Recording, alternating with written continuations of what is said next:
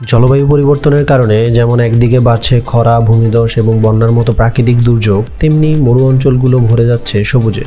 প্রকৃতির এই অদ্ভুত পরিবর্তনকে অনেকেই শেষ সময়ের আলামত বা কেয়ামতের আলামত বললেও এর পিছনে রয়েছে বৈজ্ঞানিক ব্যাখ্যাও।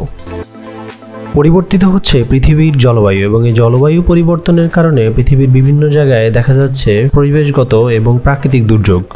পৃথিবীর অন্যতম শুষ্ক এবং মরু অঞ্চল হিসেবে বিবেচিত আরব উপদ্বীপ অঞ্চল, কিন্তু সম্প্রতি সৌদি আরবের বেশ কিছু মরু অঞ্চল ছেয়ে গেছে সবুজে। অনেকেই এটিকে মহানবী সাল্লাল্লাহু আলাইহি ওয়াসাল্লামের শেষ সময়ের ভবিষ্যৎবাণী হিসেবে অভিহিত করেছেন। সহিহ মুসলিম হাদিসের 2229 নম্বর হাদিসে এসেছে, রাসূলুল্লাহ সাল্লাল্লাহু আলাইহি ওয়াসাল্লাম বলেছেন, কিয়ামত সংঘটিত হবে না যতদিন না পর্যন্ত সম্পদের প্রাচুর্য, এমনকি অনেক ব্যক্তি সম্পদের জাকাত নিয়ে খুঁজবে কিন্তু দেওয়ার মতো লোক পাবে না। আরবের মাঠঘাট তখন সবুজ চারভূমি এবং নদীনালায় রূপান্তরিত হবে। এবার আসুন দেখি এর পিছনে কি কোনো বিজ্ঞানসম্মত কারণ রয়েছে। আসুন দেখি আমাদের আধুনিক বিজ্ঞান এ বিষয়ে কি বলে। সম্প্রতি বিশ্বের সবচেয়ে বড় মরুভূমি সাহারাতেও সবুজের পরিমাণ উল্লেখজনকভাবে বৃদ্ধি পাচ্ছে। স্যাটেলাইট ইমেজের বিশ্লেষণে দেখা যাচ্ছে যে বেশ কিছু বছরে বৃদ্ধি পাচ্ছে সবুজের পরিমাণ।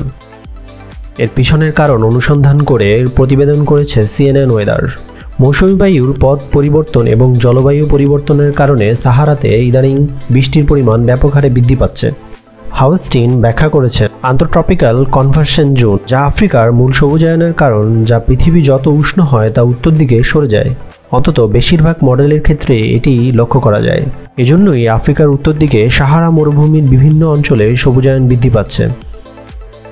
শুধু মরুভূমিকে সবুজ করে তুলছে না আন্তঃট্রপিক্যাল কনভার্সন জোন, এটি আটলান্টিক হারিকেন মৌসুমকে ব্যাহত করে এবং বেশ কয়েকটি আফ্রিকান দেশের জন্য কয়েক মাসে করুণ পরিণতি ডেকে এনেছে। দক্ষিণ মিশর, নাইজার এবং সুদানের কিছু কিছু অংশে জুলাই মাসে প্রচুর বৃষ্টিপাত দেখা দিচ্ছে এবং বৃষ্টিপাতের ফলে বন্যার সৃষ্টি হচ্ছে।